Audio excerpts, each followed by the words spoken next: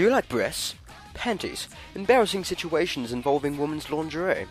Well, since you watch anime, you most likely do, which means Ladies vs. Butlers will hook you in at least one way.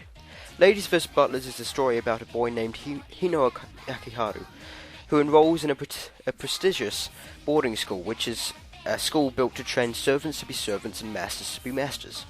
If you could compare Hino to anyone, it would be Ryuji from Toradora due to his seemingly delinquent-like appearance which frightens people off.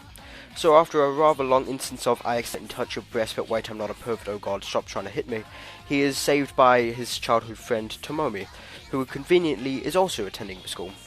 And so the story progresses and more characters are added to the inevitable harem.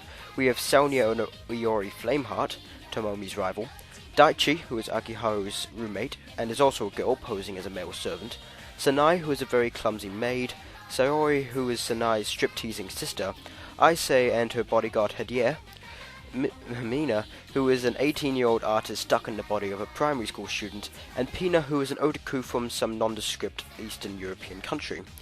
Whilst almost all the characters fit into a Wowyu stereotype, there are some twists that make it a lot more interesting than your standard generic harem series.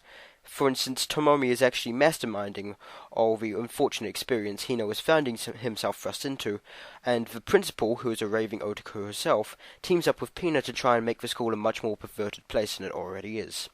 The animation in the series is decent, but it seemed that a lot of the budget was pumped into the movements of the more delicate parts of the female cast, which is understandable, considering the target audience.